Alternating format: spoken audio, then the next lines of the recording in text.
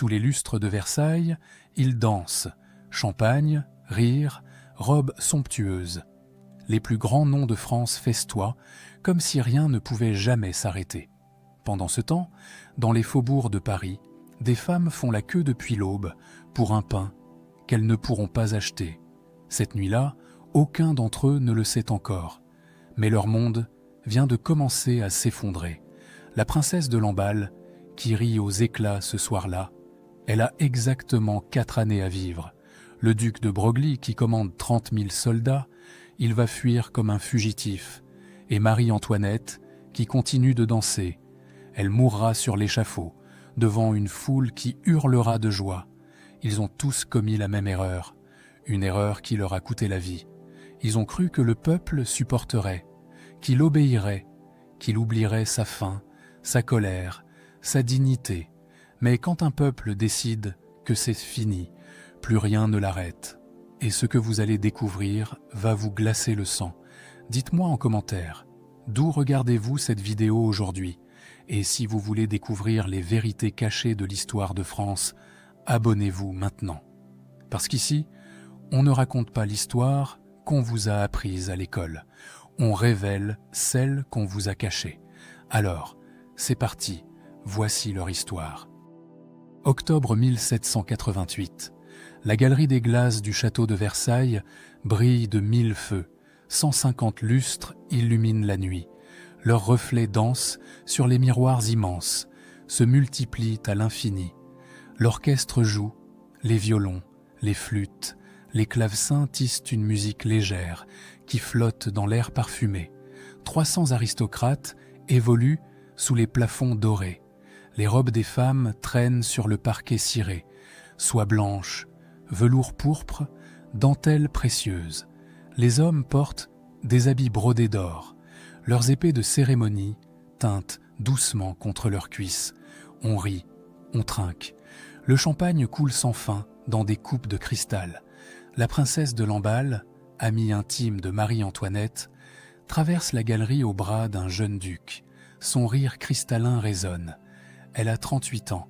Elle est belle, cultivée, aimée. Elle ne sait pas encore qu'elle a exactement 4 années à vivre.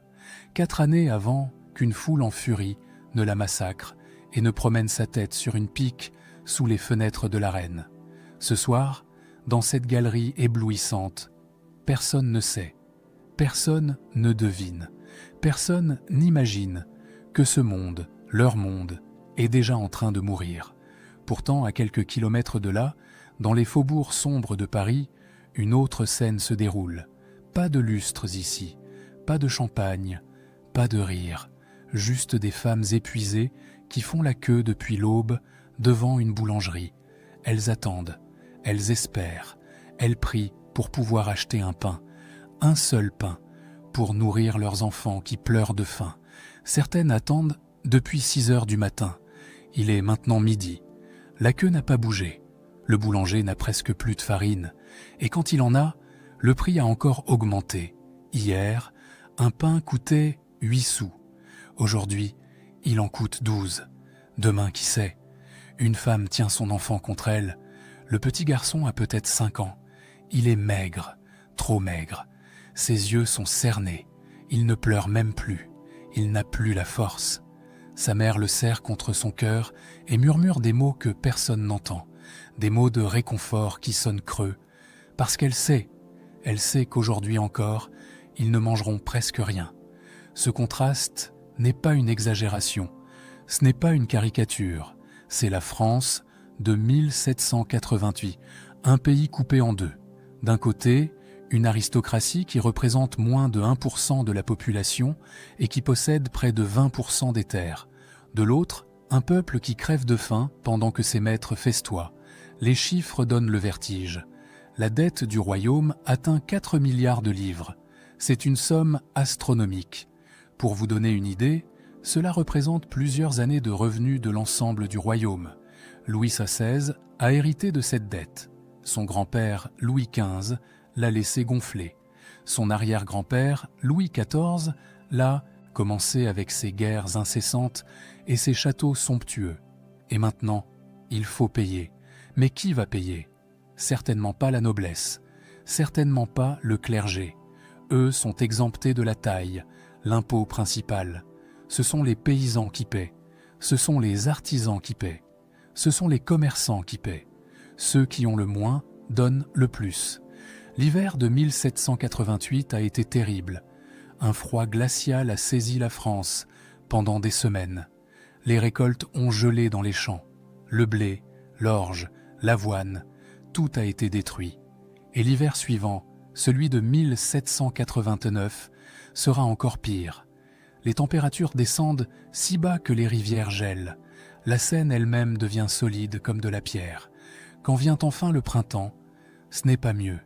Des pluies torrentielles s'abattent sur le pays. Les semences pourrissent dans la terre gorgée d'eau. La moisson de 1789 est catastrophique. Le prix du pain, qui était déjà élevé, explose littéralement. En quelques mois, il triple. Pour un ouvrier parisien qui gagne 20 sous par jour, acheter du pain pour sa famille coûte désormais 15 sous. Il ne reste presque rien pour le reste. Le loyer, les vêtements, le bois pour se chauffer, tout devient impossible. Et pendant ce temps, à Versailles, on continue de danser.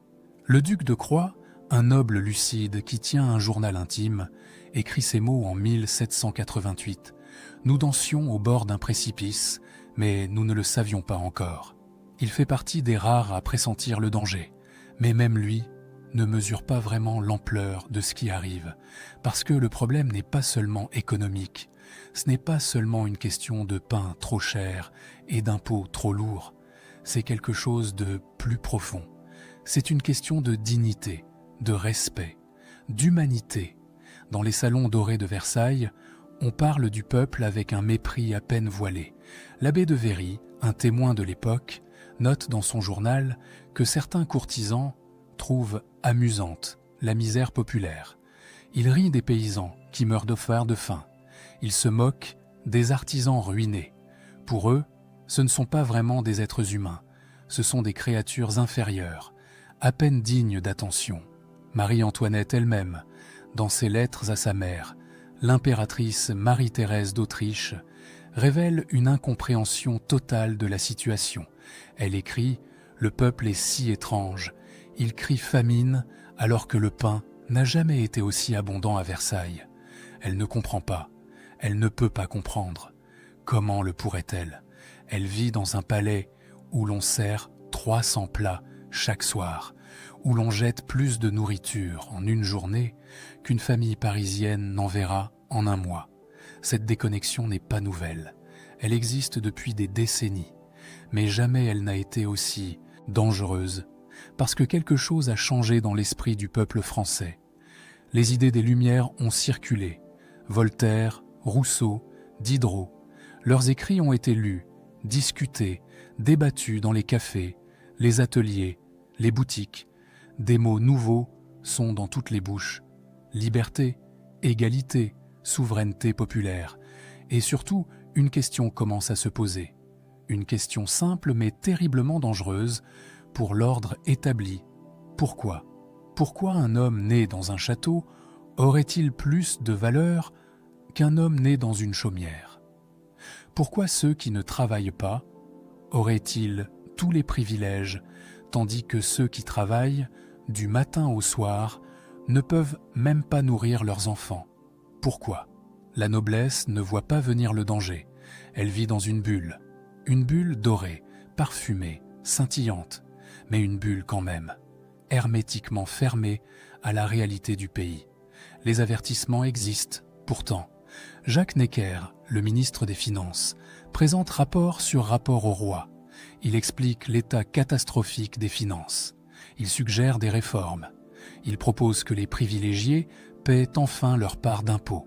Mais ces rapports sont ignorés, ridiculisés, rejetés. Comment oserait-on demander à la noblesse de payer? C'est impensable, c'est contraire à l'ordre naturel des choses. Les cahiers de doléances arrivent donc de toute la France. Ce sont des cahiers où les communautés locales écrivent leurs plaintes, leurs souffrances, leurs demandes. Des milliers de cahiers, des dizaines de milliers. Ils racontent Tous la même chose, la faim, les impôts écrasants, l'injustice, la colère qui monte. Mais à Versailles, on ne lit pas vraiment ces cahiers. On les range, on les oublie. On préfère croire que tout cela va passer, que c'est une crise comme les autres, qu'avec un peu de patience, tout rentrera dans l'ordre. Le peuple oubliera, le peuple obéira, le peuple retournera à sa place. Cette conviction aristocratique que cela passera est peut-être l'erreur la plus fatale, parce que non, cela ne passera pas. Jamais plus les choses ne seront comme avant. Le monde ancien est en train de mourir. Un monde nouveau est en train de naître. Et il naîtra dans la violence, le sang et le feu. Des pamphlets circulent dans Paris, imprimés clandestinement, distribués la nuit, lus avidement. Ils dénoncent les privilèges. Ils attaquent Trotting-la-Reine. Ils se moquent du roi. Certains sont grossiers, obscènes même. Ils appellent Marie-Antoinette l'Autrichienne, la louve. Ils l'accusent de tous les vices.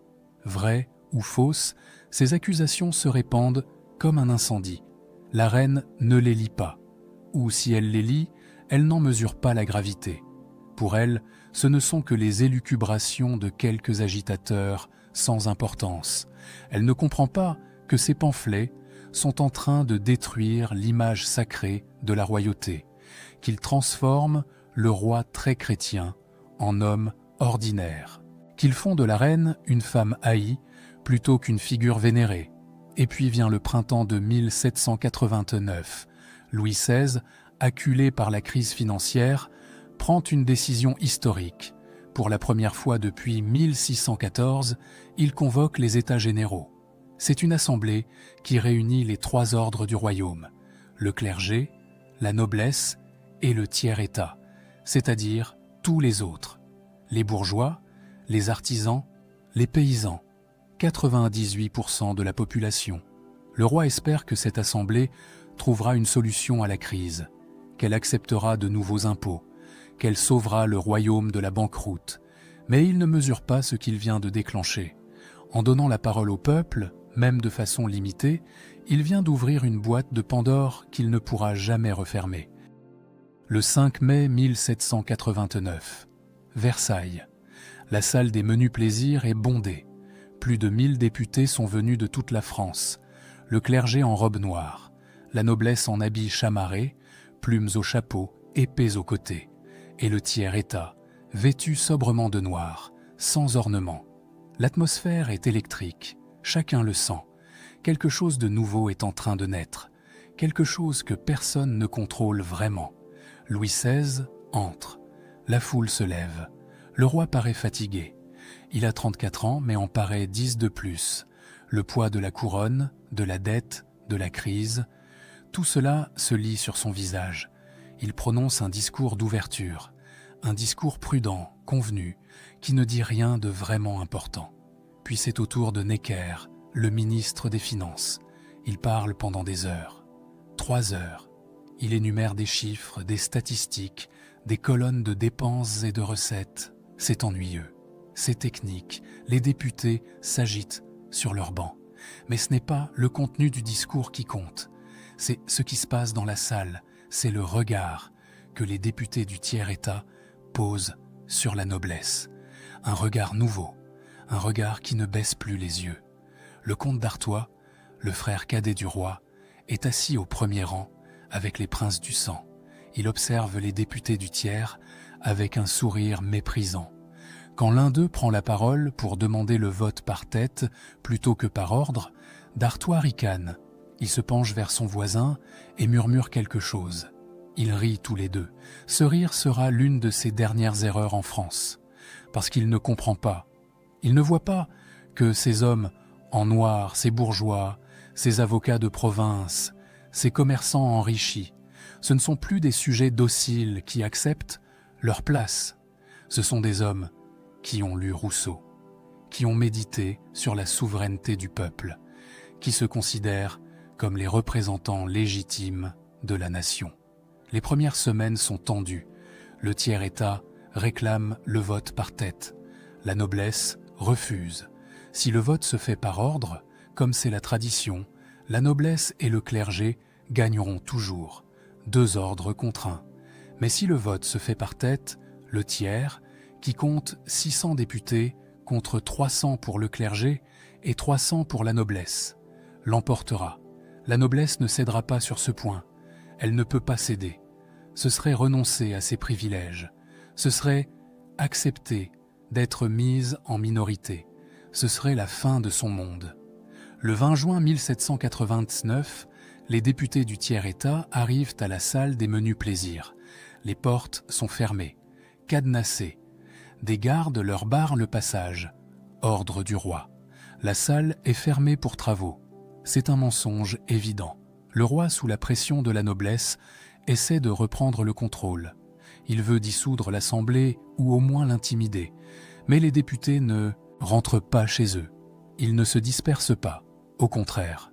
Conduit par un député nommé Jean-Sylvain Bailly, il se dirige vers une salle de jeu de paume toute proche. Une salle simple, sans décoration, avec des murs nus et un plafond bas. Là, debout, serrés les uns contre les autres, ils prêtent serment. Le serment du jeu de paume. Ils jurent de ne jamais se séparer avant d'avoir donné une constitution à la France. Leur voix résonne dans la salle. Nous jurons, nous jurons. C'est un acte révolutionnaire, c'est une déclaration de guerre à l'ancien régime. Ces hommes viennent de dire non au roi, non à la noblesse, non à 1000 ans de tradition. Ils viennent de proclamer qu'ils représentent la vraie France, le vrai pouvoir. La nouvelle se répand dans Paris comme une traînée de poudre. Le peuple exulte. Enfin, quelqu'un ose tenir tête aux puissants. Enfin, quelqu'un défend leurs intérêts. Mais à Versailles, c'est la stupeur. Comment osent-ils, ces bourgeois, ces manants, ces gens de rien, comment osent-ils défier le roi de France? Le baron de Breteuil, un conseiller ultra-royaliste, pousse Louis XVI à la fermeté. Il faut envoyer l'armée. Il faut disperser cette assemblée rebelle. Il faut arrêter les meneurs, les faire juger, les pendre si nécessaire, rétablir l'ordre. Par la force s'il le faut. Louis XVI hésite. Il n'est pas un homme de décision. Il doute toujours. Il consulte. Il tergiverse. Finalement, il cède. Il ordonne la concentration de troupes autour de Paris et de Versailles. 30 000 hommes. Des régiments suisses, allemands, des dragons, des hussards. Le duc de Broglie prend le commandement. Charles-François de Broglie est un maréchal de France respecté. Il a 68 ans. Il a connu toutes les guerres du règne précédent. Il a servi Louis XV avec fidélité. Maintenant, il sert son petit-fils. Et il est convaincu d'une chose, une démonstration de force suffira. Le peuple s'inclinera. Il a toujours fini par s'incliner. C'est l'erreur de sa vie. Début juillet 1789. Les troupes se massent. On les voit depuis Paris. Leur campement entoure la ville. Leurs canons pointent vers les faubourgs. Les Parisiens ont peur. Ils comprennent ce que cela signifie. Le roi veut les mater, les faire rentrer dans le rang, par la violence si nécessaire. Le 11 juillet, Louis XVI renvoie Necker, le seul ministre encore populaire. C'est le signal que tout le monde attendait, ou plutôt, que tout le monde redoutait. Le roi a choisi son camp. Le camp de la réaction, le camp de la noblesse, contre le peuple. Paris explose. Littéralement. Le 12 juillet, les nouvelles du renvoi de Necker se répandent. Les foules se rassemblent. Place royale, palais royal. Les cafés débordent. Les orateurs improvisés montent sur des chaises, sur des tonneaux. Ils parlent, ils crient, ils appellent à la résistance. Un jeune avocat nommé Camille Desmoulins saute sur une table au palais royal. Il brandit un pistolet. Il arrache une feuille d'un arbre et la met à son chapeau comme cocarde. Aux armes, aux armes. Ils veulent nous massacrer. Défendons-nous. La foule rugit. En quelques heures, Paris se couvre de barricades. Les pavés sont arrachés, les charrettes renversées, les grilles des parcs démontées. On se cherche des armes, n'importe quoi. Des couteaux, des bâtons, des outils.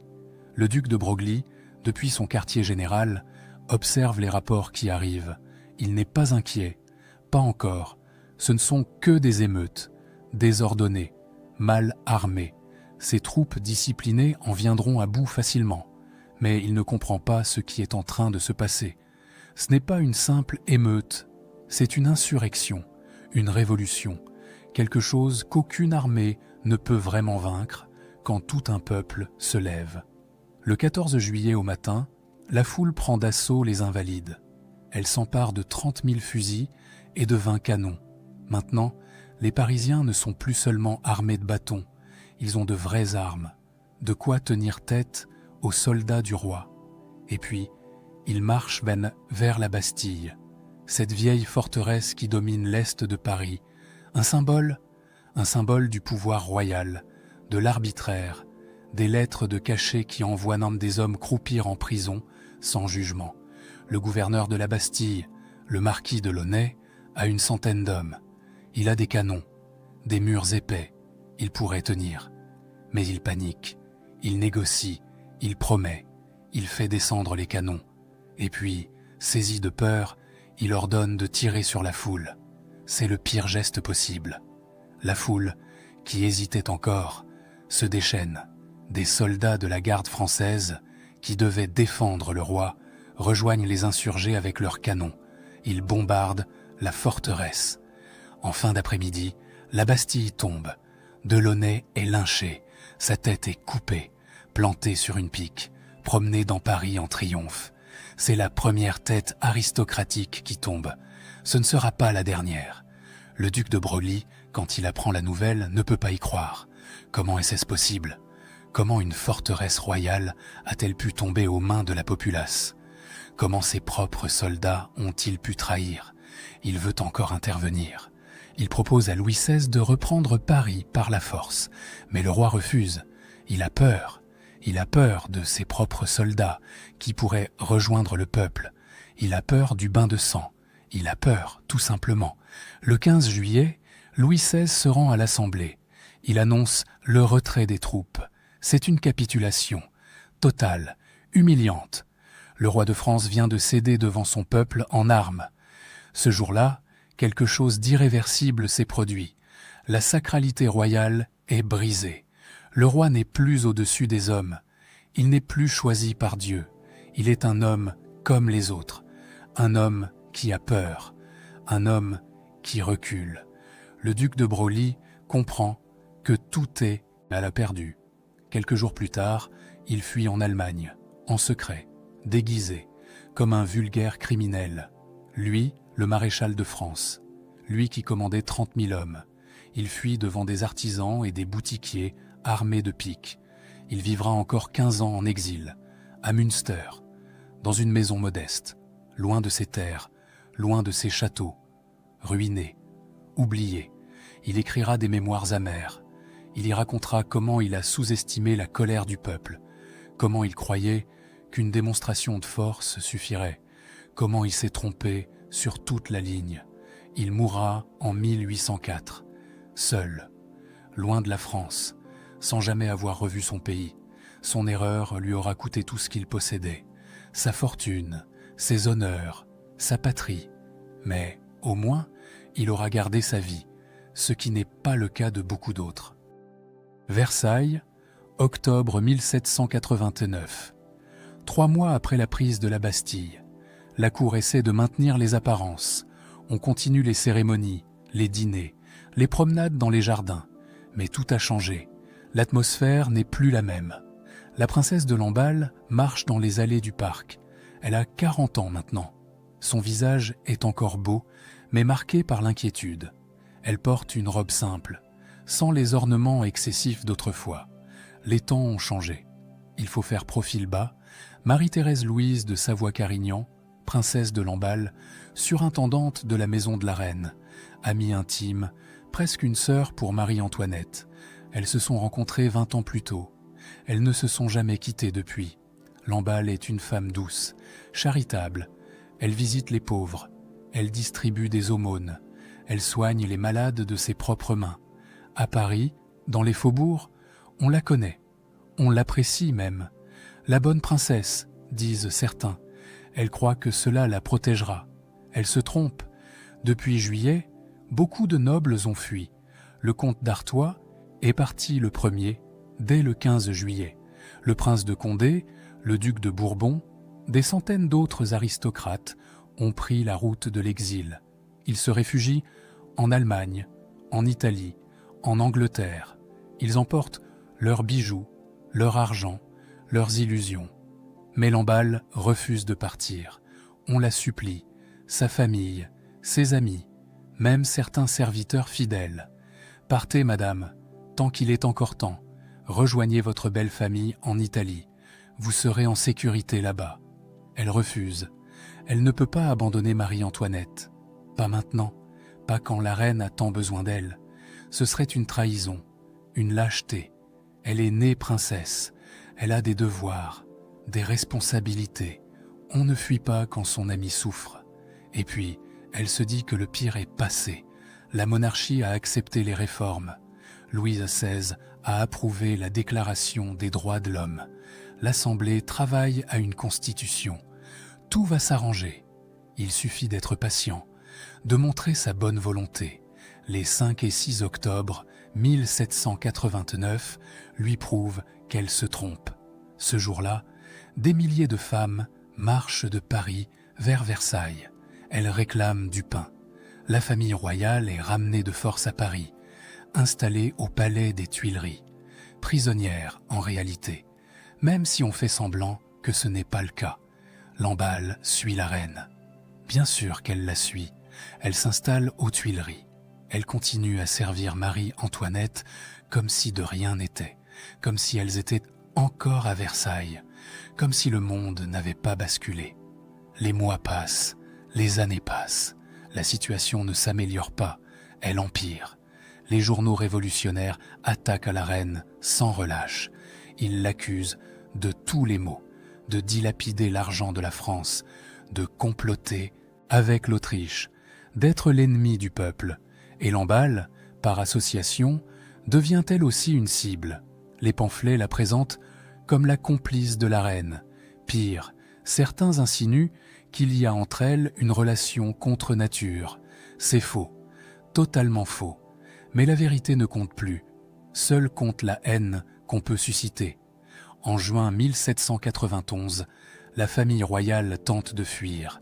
L'épisode de Varennes. Vous connaissez cette histoire. Le roi déguisé, la berline trop lente, l'arrestation à Varennes, le retour humiliant à Paris, les foules qui crachent sur le passage du carrosse royal. Lamballe assiste à tout cela. Elle voit la fureur dans les yeux du peuple. Elle voit les poings levés. Elle entend les insultes. À la lanterne, c'est-à-dire à la potence. Pendre la reine, pendre le roi, pendre tous les aristocrates. Et pourtant, elle reste. On lui propose une dernière fois de partir. Elle refuse. Je suis l'amie de la reine. Je ne l'abandonnerai jamais. L'été de 1792 est terrible.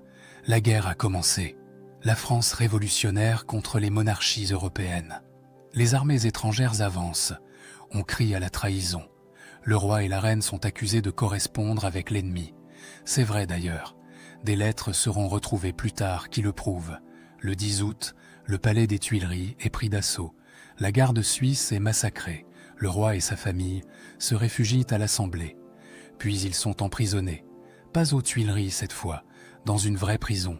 Le Temple, une sinistre forteresse au cœur de Paris. Lamballe est séparée de la reine. Elle est envoyée dans une autre prison. La Force, une prison surpeuplée, sale, terrible. Elle partage sa cellule avec d'autres femmes aristocrates, des duchesses, des comtesses, des femmes qui, il y a 3 ans, commandaient à des centaines de domestiques. Maintenant, elles dorment sur la paille. Elle écrit à Marie-Antoinette des lettres pleines de tendresse et d'inquiétude. « Ma chère cœur, comment allez-vous? Je pense à vous chaque instant. Dieu nous protégera. » Elle croit encore en Dieu. Elle croit encore en la justice. Elle croit encore que tout cela finira bien. Début septembre, les nouvelles sont catastrophiques. L'armée prussienne a envahi la France. Elle avance vers Paris. Le duc de Brunswick, leur commandant, a publié un manifeste incroyablement stupide. Il menace Paris de destruction totale si on touche à la famille royale. C'est exactement le contraire de ce qu'il fallait faire. Les Parisiens, déjà tendus, deviennent fous de rage. Quoi ? Les aristocrates ont appelé les armées étrangères contre leur propre peuple. Ils sont prêts à voir Paris détruit plutôt que d'accepter la révolution. Ce sont des traîtres, tous des traîtres. Le 2 septembre, la foule envahit les prisons. C'est le début des massacres de septembre. Des tribunaux improvisés sont installés. Des hommes ivres, en colère, terrifiants, jugent les prisonniers en quelques secondes. Aristocrates, guillotine. Prêtres réfractaires, guillotine. Suspects, guillotine. On ne les guillotine même pas vraiment. On les massacre, à coups de pique, à coups de sabre, à coups de bâton. C'est une boucherie. Le sang coule dans les cours des prisons. Plus de 1000 personnes sont tuées en 3 jours. Le 3 septembre, c'est le tour de la prison de la Force. Lamballe entend les cris, les hurlements. Elle sait ce qui arrive. Les autres prisonnières prient, certaines pleurent, d'autres sont figées par la terreur. On vient la chercher, on la traîne devant le tribunal. Une table, quelques hommes, du sang partout, des corps entassés dans un coin. Ton nom, Marie-Thérèse Louise de Savoie-Carignan, princesse de Lamballe. Jure haine au roi, jure haine à la reine, jure haine à la royauté. Elle les regarde, ces hommes qui sentent le vin et la mort. Elle pourrait mentir, dire oui, jurer ce qu'ils veulent. Peut-être qu'ils la laisseraient main partir, peut-être, mais elle est princesse de Savoie, amie de la reine de France. Elle a des principes, de l'honneur. Elle ne trahira pas. Non, je ne peux pas. Je respecte ma reine, je l'aime, je ne la trahirai jamais. Le silence, puis la sentence. À mort, on la pousse dehors, la foule hurle. Des centaines de personnes, hommes, femmes, même des enfants, tous assoiffés de sang, de vengeance, de mort. Elle essaie de garder sa dignité. Elle marche droite, la tête haute, mais on se jette sur elle. Les coups pleuvent, les piques la transpercent. Elle tombe, elle meurt en quelques minutes. Mais ce n'est pas fini. Sa tête est coupée, plantée sur une pique. Et cette pique est portée en triomphe à travers Paris, vers le Temple, vers la prison où Marie-Antoinette est enfermée. La foule passe sous les fenêtres de la reine. Elle brandit la tête de Lamballe. Regarde, regarde ta putain, regarde ce qui t'attend. Marie-Antoinette est à sa fenêtre. Elle voit, elle reconnaît ce visage qu'elle aimait. Ce visage maintenant défiguré, sanglant, horrible. Elle s'évanouit. Lamballe croyait que sa bonté la protégerait, que son amour pour la reine était une vertu, que rester était la chose honorable à faire. Elle s'est trompée sur toute la ligne. En révolution, la loyauté devient crime. L'honneur devient trahison. L'innocence personnelle ne compte pas face à la culpabilité de classe. Et pendant que Paris massacre ses aristocrates, à Coblence, en Allemagne, d'autres nobles vivent dans un monde parallèle, un monde d'illusions, un monde de certitudes arrogantes. Le comte d'Artois a fui le 15 juillet 1789, le lendemain de la prise de la Bastille. Il n'a pas hésité une seconde. Dès qu'il a compris que le roi ne réprimerait pas l'insurrection, il est parti avec sa maîtresse, avec ses favoris, avec autant d'argent et de bijoux qu'il pouvait emporter. Charles-Philippe de France, comte d'Artois, frère cadet de Louis XVI, 32 ans, beau, élégant, arrogant, chef du parti ultra-royaliste, celui qui a toujours poussé son frère à l'intransigeance. Aucune réforme, aucune concession. Les privilèges sont sacrés, éternels, inviolables. Il s'installe à Coblence, une ville allemande près de la frontière française. D'autres émigrés le rejoignent, des centaines, puis des milliers. Bientôt, Coblence devient une petite Versailles en exil. On y danse, on y festoie, on y intrigue, comme si de rien n'était, comme si la révolution n'existait pas, ou plutôt comme si elle allait s'effondrer d'un jour à l'autre. D'Artois est convaincu que la révolution ne durera pas. C'est impossible. Comment le peuple pourrait-il gouverner? Comment ces bourgeois, ces avocats, ces marchands pourraient-ils diriger la France? C'est ridicule, contre nature. Dans quelques semaines, quelques mois tout au plus, tout rentrera dans l'ordre. Et lui, Artois, reviendra en triomphe. On le portera au nu. On le suppliera de reprendre sa place. Il ne comprend rien, absolument rien. À Coblence, le comte d'Artois tient une cour en exil. Il reçoit dans un château prêté par l'électeur de Trèves. Les salons sont remplis d'émigrés qui racontent leurs aventures, leurs fuites rocambolesques, leurs malheurs. Mais tout cela est dit sur un ton léger, presque amusé, comme si c'était un jeu, une parenthèse désagréable mais temporaire. On organise des bals, des concerts, des soupers fins. L'argent coule encore à flot. Les émigrés ont emporté leur fortune, leurs bijoux, leurs économies. Ils dépensent sans compter, après tout. Dans quelques mois, ils récupéreront tout, leurs châteaux, leurs terres, leurs privilèges. D'Artois publie des proclamations, des manifestes vengeurs. Il menace Paris de destruction. Il promet que l'armée des émigrés, soutenue par les puissances européennes, écrasera la révolution, que les traîtres seront punis, que l'ordre sera rétabli, dans le sang s'il le faut. Ces proclamations sont lues à Paris. Elles provoquent exactement l'effet inverse de celui recherché. Elles confirment ce que les révolutionnaires disent depuis le début. Les aristocrates sont des traîtres. Ils complotent avec l'étranger. Ils veulent détruire la France plutôt que d'accepter l'égalité. Chaque manifeste d'Artois signe un peu plus l'arrêt de mort de son frère et de sa belle-sœur. Mais il ne le comprend pas. Il ne le comprendra jamais. Les années passent. 1790, 1791, 1792, 1793. Louis XVI est exécuté. Marie-Antoinette est exécutée. La terreur frappe, des milliers de têtes tombent. Et à Coblence, puis dans d'autres villes d'exil, d'Artois continue à rêver, à conspirer, à attendre le grand retour qui ne vient jamais. 25 ans. Il attendra 25 ans. En 1814, enfin, Napoléon tombe. Les Bourbons reviennent. Louis XVIII, le frère aîné d'Artois, monte sur le trône. Et d'Artois rentre en France. Il a 57 ans. Il n'a rien appris, rien compris. Pire encore, en 1824, quand Louis XVIII meurt, c'est lui qui devient roi. Charles X, le rêve de toute sa vie. Enfin, il porte la couronne. Et qu'est-ce qu'il fait? Il essaie de revenir à l'ancien régime. Il rétablit les privilèges de la noblesse. Il indemnise les émigrés avec l'argent du peuple. Il donne au clergé un pouvoir immense. Il censure la presse. Il limite les libertés.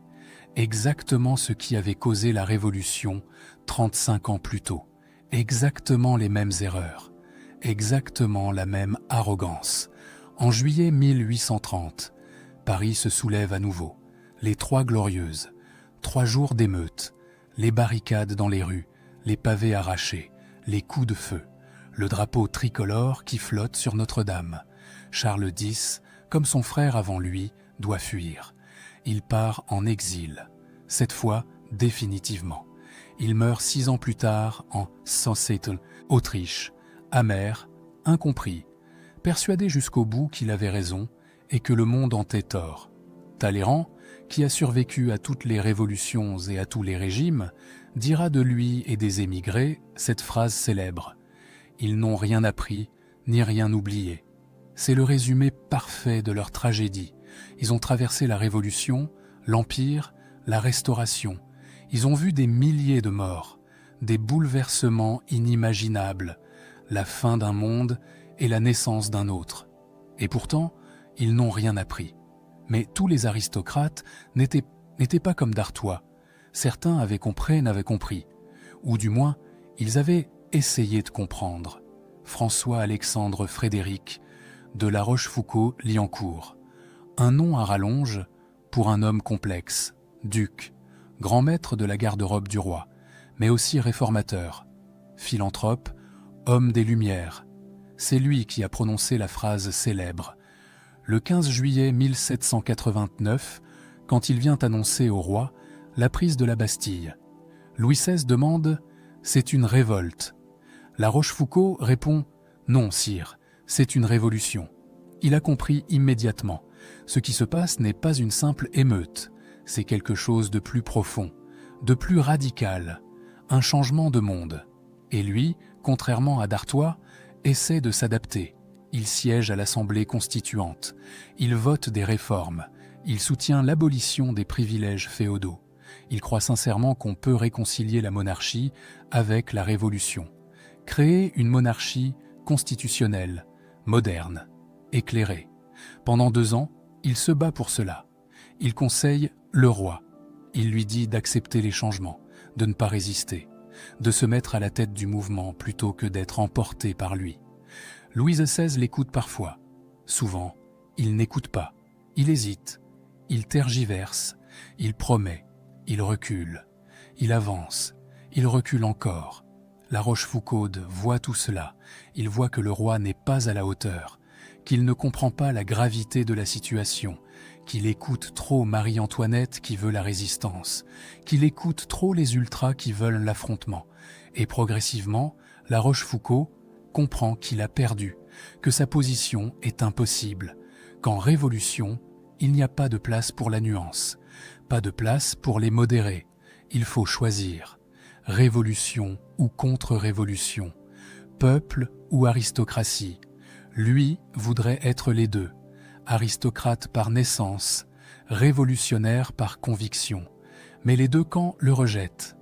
Les révolutionnaires le voient donc comme un aristocrate qui veut sauver son roi. Les royalistes le voient comme un traître qui a voté la fin des privilèges. En août 1792, après la chute du roi, la Rochefoucauld comprend qu'il n'est plus en sécurité. Les massacres de septembre approchent. Son nom est sur des listes. Il est suspect, aristocrate, ancien proche du roi. Peu importe qu'il ait voté les réformes. Peu importe sa bonne volonté. Il s'enfuit. En Angleterre. Il abandonne tout. Sa fortune, ses terres, ses projets, ses rêves de conciliation. Il reviendra en France en 1796, sous le Directoire. Il récupérera une partie de ses biens. Il continuera ses œuvres philanthropiques. Il mourra en 1815, paisiblement, dans son lit. Il aura survécu, contrairement à tant d'autres. Mais à quel prix? Il a passé sa vie à essayer de réconcilier l'inconciliable. Et il a échoué. Son journal intime, publié après sa mort, révèle un homme déchiré, qui se demande jusqu'au bout s'il a fait les bons choix, s'il aurait pu sauver la monarchie, sauver le roi, éviter la terreur. Il ne pouvait pas, personne ne pouvait. Les forces en jeu étaient trop puissantes, trop violentes, trop irrésistibles. Et puis il y a ceux qui n'étaient pas vraiment aristocrates, mais qui ont payé comme s'ils l'étaient. Olympe de Gouges, Marie Gouze de son vrai nom, née dans une famille modeste du sud de la France, fille d'un boucher, ou peut-être d'un aristocrate local qui l'aurait conçue avec une femme du peuple. Elle ne l'a jamais su avec certitude, mais elle s'est inventée, elle a pris un nom qui sonne noble, Olympe de Gouges. Elle est montée à Paris, elle a fréquenté les salons littéraires, elle est devenue dramaturge, femme de lettres, intellectuelle. Quand la Révolution éclate, elle est enthousiaste. Enfin la liberté, enfin l'égalité, enfin la fin des privilèges injustes. Elle écrit, elle publie, elle s'engage. En septembre 1791, elle rédige la Déclaration des droits de la femme et de la citoyenne, un texte révolutionnaire. Elle y affirme que les femmes ont les mêmes droits que les hommes, qu'elles doivent pas que pouvoir voter, occuper des fonctions publiques, être les égales des hommes en tout. C'est audacieux, visionnaire, 200 ans avant son temps. Mais elle ne s'arrête pas là. Elle critique aussi la violence révolutionnaire. Elle s'oppose à l'exécution de Louis XVI, elle dénonce Robespierre et Marat. Elle appelle à la modération, à la clémence, à l'arrêt du sang. C'est son erreur fatale, parce qu'en 1793, pendant la Terreur, on ne critique pas Robespierre, on ne s'oppose pas à la guillotine, on ne plaide pas pour la modération. C'est un suicide. Olympe de Gouges croit qu'elle est protégée. Elle s'est battue pour la Révolution dès le début. Elle a défendu les droits du peuple. Elle n'est pas une aristocrate. Elle est une femme du peuple qui a réussi. Le peuple la défendra. Elle se trompe. En juillet 1793, mais elle est arrêtée, accusée d'avoir écrit des placards royalistes, d'avoir défendu le tyran, d'être une contre-révolutionnaire déguisée. Le procès est une mascarade. On ne lui permet même pas de se défendre correctement. Le tribunal révolutionnaire a déjà décidé. Coupable, guillotine. Elle est exécutée le 3 novembre 1793. Elle a 45 ans. Le lendemain, un journal révolutionnaire publie un article ignoble. Il se moque d'elle. Il dit qu'elle a voulu être homme d'État, qu'elle a oublié les vertus qui conviennent à son sexe, que la loi la punit pour son orgueil. Même dans la mort, elle est insultée, rabaissée, réduite à son genre. Olympe de Gouges a cru qu'elle pouvait critiquer tous les camps, royalistes et révolutionnaires radicaux. Elle a cru que son engagement initial pour la Révolution la protégerait. Elle a sous-estimé la violence de la terreur. Elle a sous-estimé la haine que suscitent ceux qui ne choisissent pas un camp. En Révolution, la nuance tue. Et puis il y a le cas le plus absurde, le plus tragique, le plus révélateur de la folie de cette époque. Antoine Laurent de Lavoisier. Vous connaissez ce nom, c'est le père de la chimie moderne, celui qui a découvert le rôle de l'oxygène, qui a établi la loi de conservation de la masse, qui a révolutionné la science. En 1789, il a 46 ans. Il est au sommet de sa gloire scientifique, membre de l'Académie des sciences, correspondant avec les plus grands savants d'Europe. Ses découvertes sont enseignées partout, mais Lavoisier a un autre métier, un métier qui va le tuer. Il est fermier général, c'est-à-dire percepteur d'impôts pour le compte du roi. C'est un métier lucratif, très lucratif, mais aussi très haï. Les fermiers généraux sont accusés de s'enrichir sur le dos du peuple, de prélever plus d'impôts que nécessaire, de garder la différence. C'est parfois vrai, parfois exagéré, mais c'est ce que le peuple croit. Quand la Révolution éclate, Lavoisier continue ses recherches. Il pense que la science est au-dessus de la politique, qu'un savant ne peut pas être jugé pour son métier administratif, que ses contributions à la connaissance humaine le protègent. Il a tort. Lavoisier tente de se défendre. Il explique ses travaux scientifiques, ses contributions à la France, ses découvertes qui ont fait avancer l'humanité. Il demande du temps, quelques semaines, pour terminer ses expériences en cours, des expériences cruciales pour la science, pour le progrès. Le juge Jean-Baptiste Coffinhal prononce la phrase qui restera dans l'histoire, une phrase d'une bêtise monumentale, d'une barbarie intellectuelle sans nom.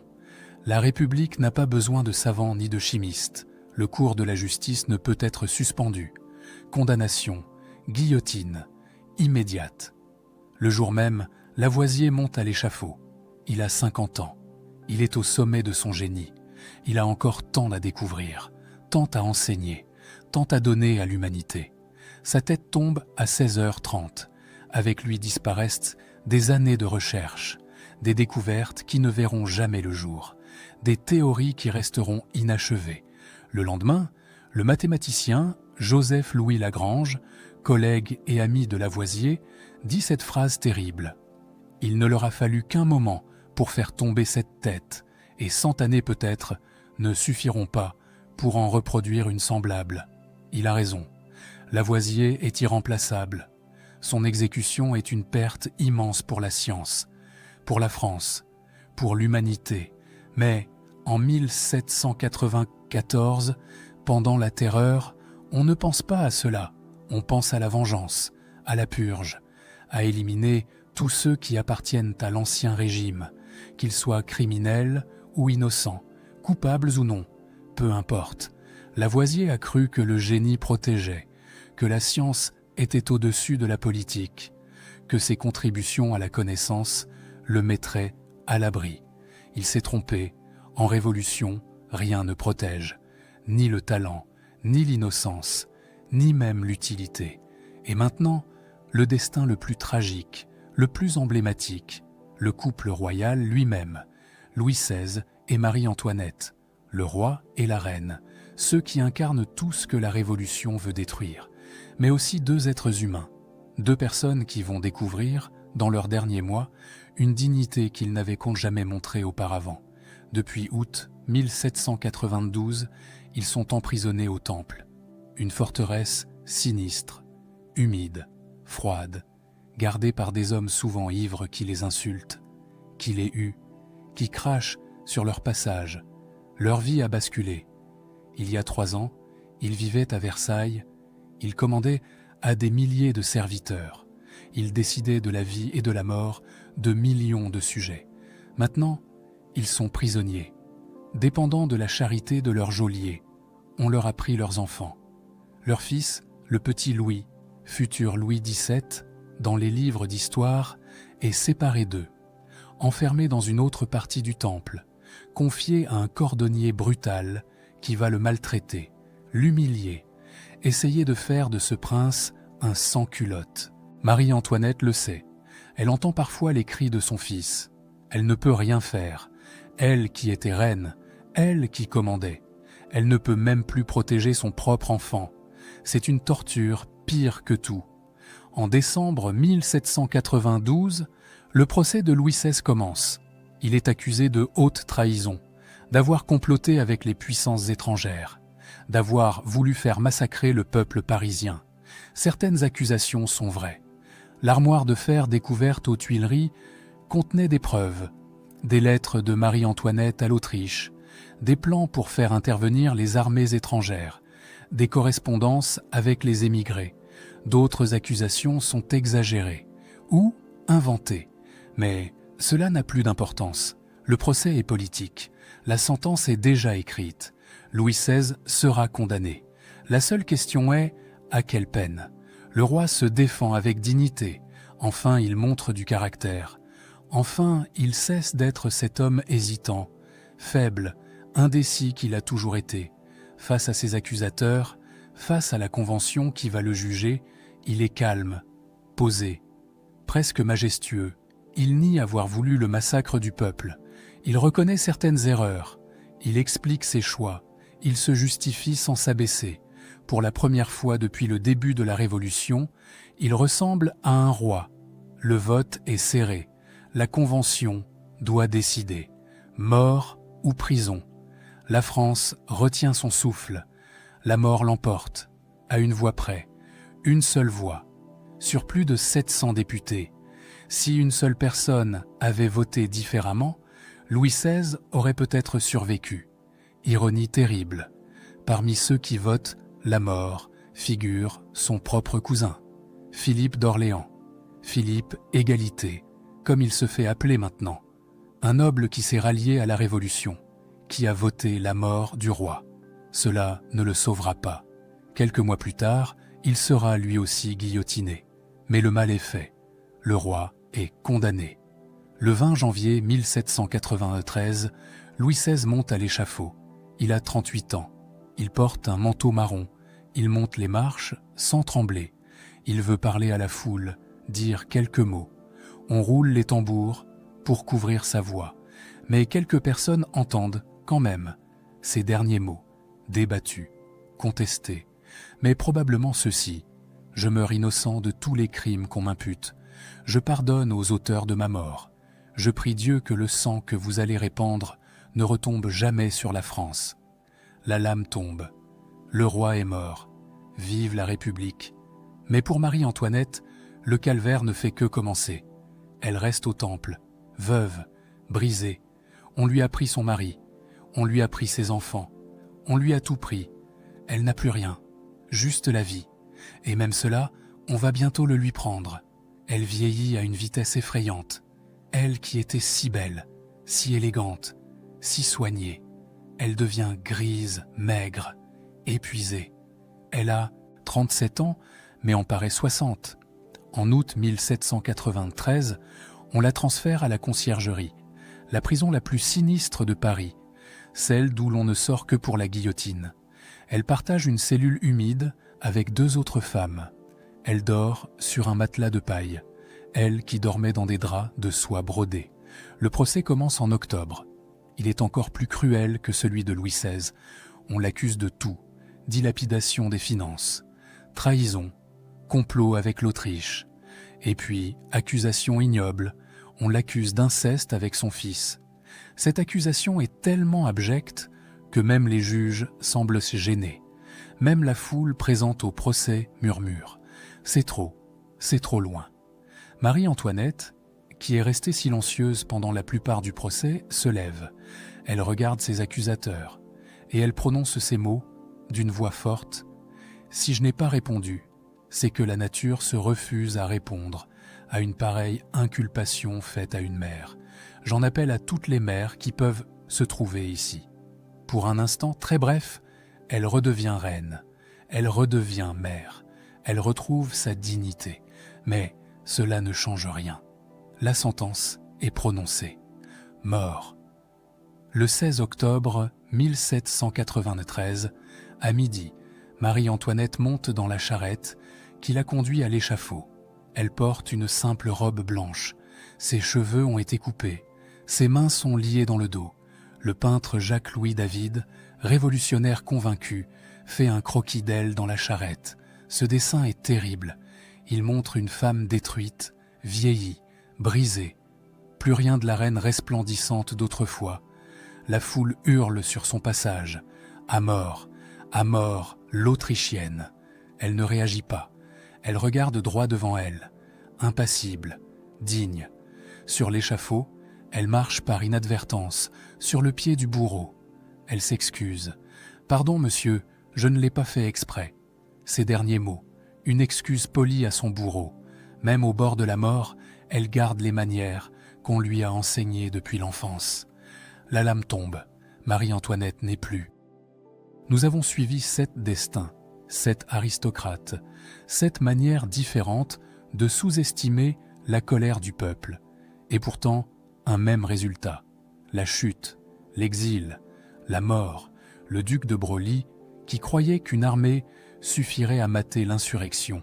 La princesse de Lamballe, qui pensait que sa bonté la protégerait. Le comte d'Artois, convaincu que tout rentrerait dans l'ordre en quelques semaines. La Rochefoucauld, qui espérait réconcilier monarchie et révolution. Olympe de Gouges, qui croyait pouvoir critiquer tous les camps. Lavoisier, persuadé que le génie scientifique le mettrait à l'abri. Louis XVI et Marie-Antoinette, pris entre orgueil dynastique et survie.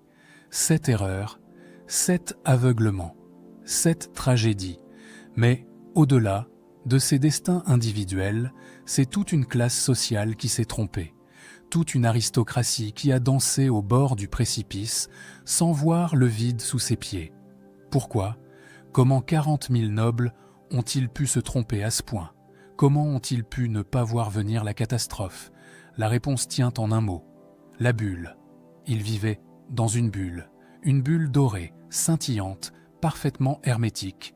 À l'intérieur de cette bulle, tout avait du sens. Les privilèges étaient naturels. L'ordre social était voulu par Dieu. Le peuple existait pour servir. C'était l'ordre des choses, immuable, éternel. Cette bulle les empêchait de voir la réalité. Quand ils regardaient le peuple, ils ne voyaient pas des êtres humains qui souffraient. Ils voyaient des créatures inférieures, à peine dignes d'attention, leurs cris de douleur, leur faim, leur désespoir. Tout cela restait à l'extérieur de la bulle, inaudible, invisible.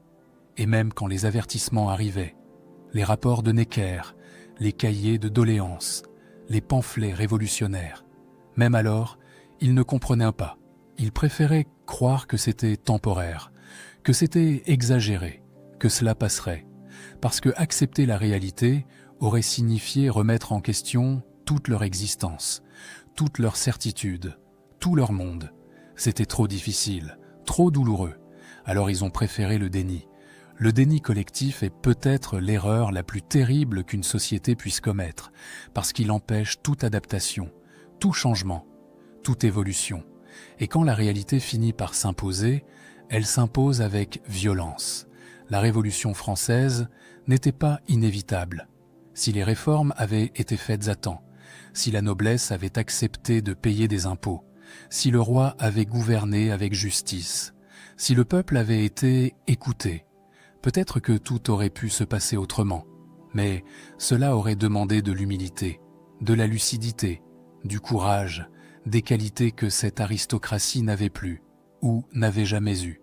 Et puis, il y a un autre pattern dans tous ces destins, l'impossibilité de la nuance. La Rochefoucauld a essayé d'être nuancée, d'être à la fois noble et révolutionnaire, réformateur et monarchiste. Il a échoué. Olympe de Gouges a essayé de critiquer la violence révolutionnaire tout en restant révolutionnaire. Elle a été guillotinée. En révolution, il n'y a pas de place pour la modération. Il faut choisir un camp, ami ou ennemi, blanc ou noir. La zone grise disparaît.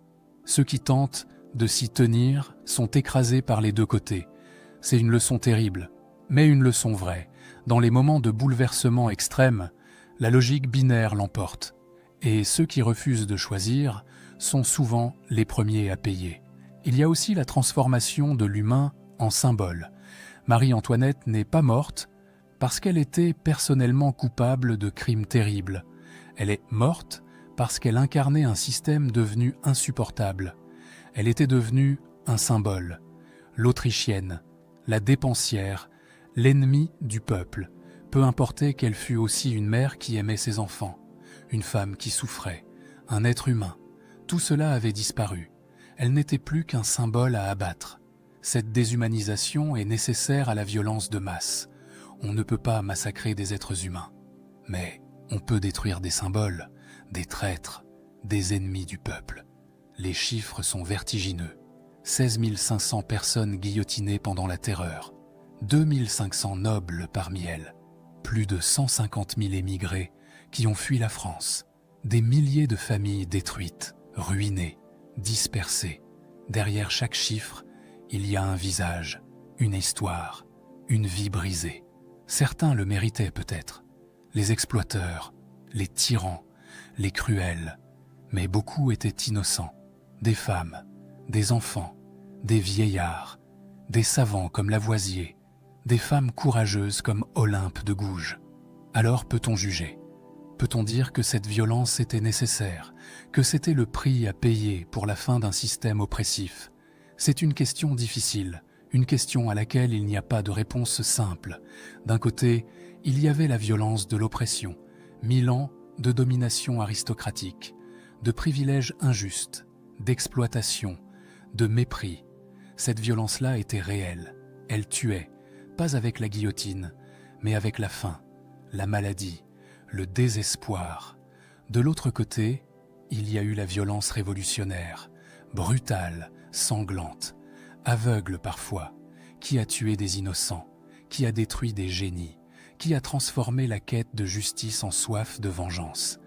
Victor Hugo, un siècle plus tard, écrira « La Révolution française a été la grande guêpe de l'idéal. De là son efficacité terrible et mêlée. L'idéal de liberté, d'égalité, de justice, mais aussi la violence, la cruauté, l'injustice, les deux mélangés, indissociables. Et aujourd'hui, que nous enseignent ces destins? Que nous disent-ils sur notre époque? D'abord, l'importance d'écouter vraiment la souffrance avant qu'elle ne devienne rage. Les aristocrates n'ont pas écouté les cris du peuple. Ils ont préféré danser, festoyer, ignorer. Quand les gouvernants cessent d'écouter les gouvernés, quand la déconnexion devient totale, le danger est immense. Aujourd'hui encore, dans nos démocraties, cette leçon reste vraie. Ensuite, la fragilité du pouvoir. Aucun système n'est éternel, aucune domination n'est absolue. Ce qui semble inébranlable peut s'effondrer en quelques mois. Versailles semblait éternel. La monarchie française semblait indestructible. 1000 ans d'histoire, 1000 ans de pouvoir. Et pourtant, en 5 ans, tout a disparu.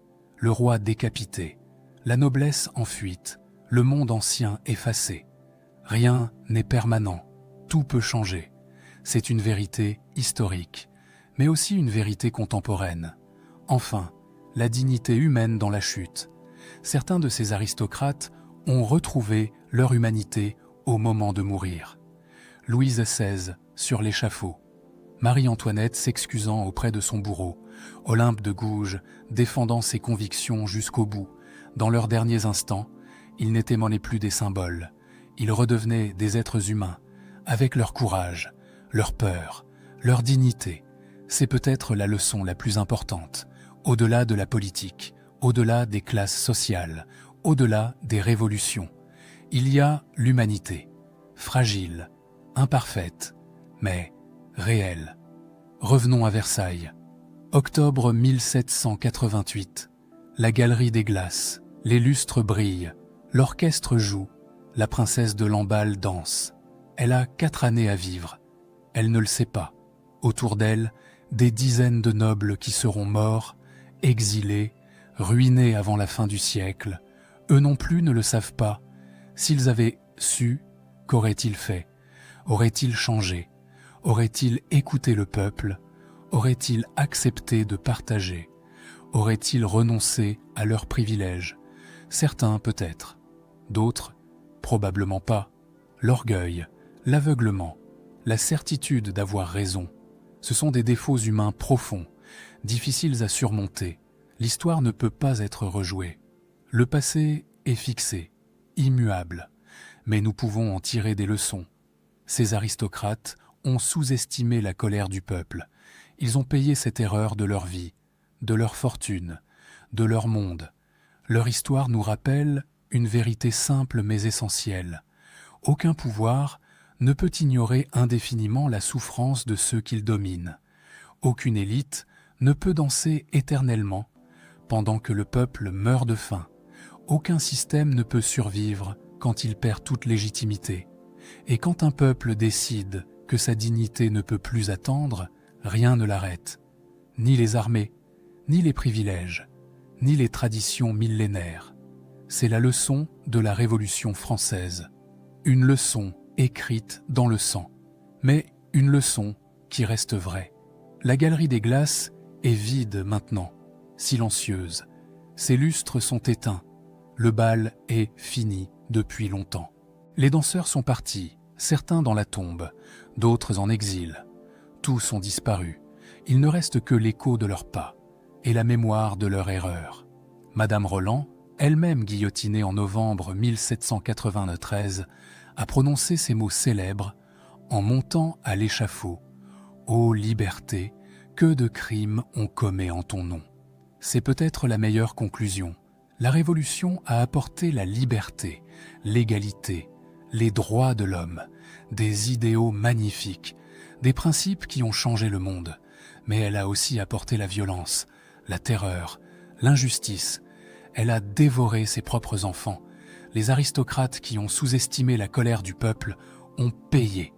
Mais le peuple lui-même a payé.